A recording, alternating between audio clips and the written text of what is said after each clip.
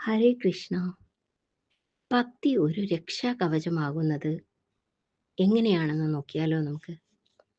നാം മിക്കവാറും എല്ലാവരും ഗൃഹസ്ഥരാണല്ലേ.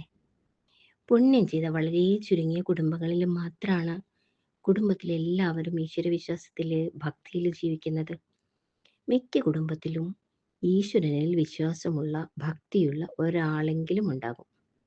ഈ ഒരാള് കുടുംബത്തിനെ അകത്തു നിന്നും പുറത്തു നിന്നും അനുഭവിക്കാൻ ഒന്നും ബാക്കിയുണ്ടാവില്ല ഈ കാരണത്തെ ചൊല്ലി. അത് സ്ത്രീകളാണെങ്കിൽ പറയുകയും വേണ്ട. എല്ലാവരുടെ കാര്യമല്ലോട്ടോ പറയണത്, എല്ലാ വീട്ടിലെ കാര്യമല്ല പറയണത്. ചില കുടുംബങ്ങളിൽ സ്ത്രീകളുടെ ആത്മീയതയെ മിക്ക കുടുംബവും അംഗീകരിക്കാറില്ല. അതുകൊണ്ട് തന്നെ ഈ ദേഹസ്ഥരുടെ ലോകം വളരെ ചെറുതാണ്. ബന്ധങ്ങളുടെ ബന്ധനത്തിൽ നിന്നും പുറത്തു കിടന്നവർ മിക്കവരും ഒറ്റപ്പെട്ടു പോകുന്ന അവസ്ഥയാണ്.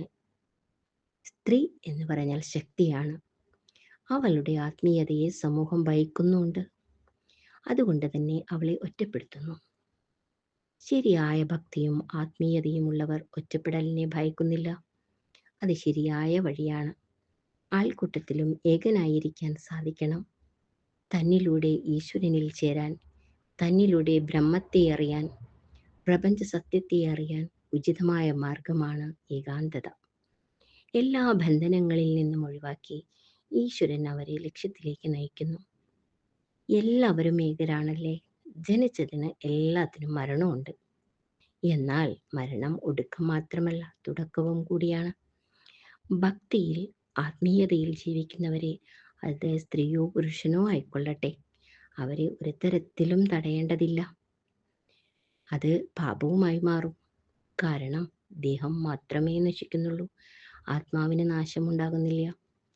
മനസ്സിൻ്റെ വാസന ആത്മാവിനെ പിന്തുടരുന്നു. കർമ്മഫലം പോലെ അറിഞ്ഞോ അറിയാതെയോ, വാക്കുകൊണ്ടോ നോക്കുകൊണ്ടോ കർമ്മം കൊണ്ടോ ആരെയും വേദനിപ്പിക്കാതിരിക്കുക. ഭക്തി രക്ഷാകവചമാണ്, മാർഗമാണ്. ലക്ഷ്യത്തിലേക്കുള്ള വഴി അതിലൂടെ തെളിഞ്ഞു വരുന്നു. ഉറച്ച് വിശ്വസിക്കുക ഭഗവാനിൽ. ഇന്നുകൾ നാളെയുടെ നിക്ഷേപമാണ്. ഭക്തി, ഈശ്വരവിശ്വാസം, ആത്മീയത തുടങ്ങിയവ എല്ലാ മനസ്സുകളിലും നന്മയുടെ വെളിച്ചം പകരാൻ ഈശ്വരൻ അനുഗ്രഹിക്കട്ടെ. സർവം കൃഷ്ണാർപ്പണമസ്തു. ജയ് ശ്രീ രാധേ രാധേ.